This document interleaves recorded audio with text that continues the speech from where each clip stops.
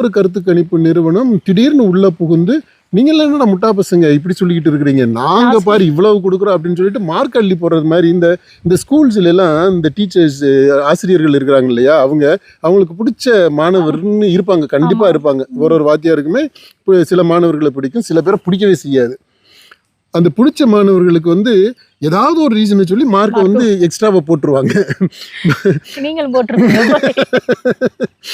நான் மார்க் எல்லாம் நான் எப்படி போட்டேன் அப்படின்னா, பசங்கள்ட்டே கேட்டு அவங்களுக்கு எவ்வளோ மார்க் வேணுமோ அவ்வளோ மார்க்கு ப்ளஸ் 5 மார்க் எக்ஸ்ட்ரா அப்படிதான் நான் கொடுத்துடுறது எல்லாருக்குமே. அதில் சரி, அது ஆசிரியர் தொழிலை பற்றி இன்னொரு காணொலியில் நம்ம அதை பற்றி பேசுவோம்.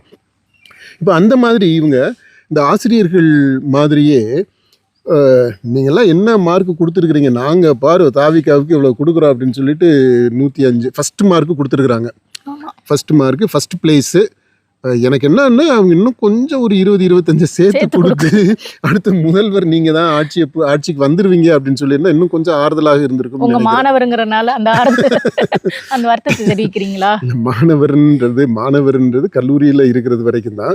இப்ப நான் அந்த கல்லூரியில ஆசிரியராகவும் இல்லை, அவரு மாணவராகவும் இல்லை. இப்ப அவர் எல்லாருக்குமே பாடம் எடுக்கக்கூடிய அளவுக்கு பெரிய ஆசிரியர் ஆயிட்டாரு, பேராசிரியர் ஆயிட்டாரு.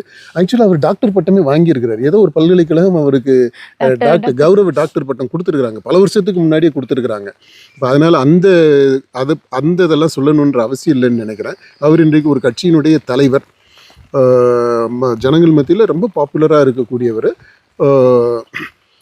இந்த கருத்து கணிப்பு சொன்னது ரொம்ப மிகைப்படுத்தப்பட்டதாக இருந்தாலும் அதை we can take it with a pinch of salt. அதாவது எப்படின்னா அது ஏதோ ஒரு உண்மையை சொல்றதுக்கு வர்றாங்க அப்படின்றத நம்ம எடுத்துக்கலாம்.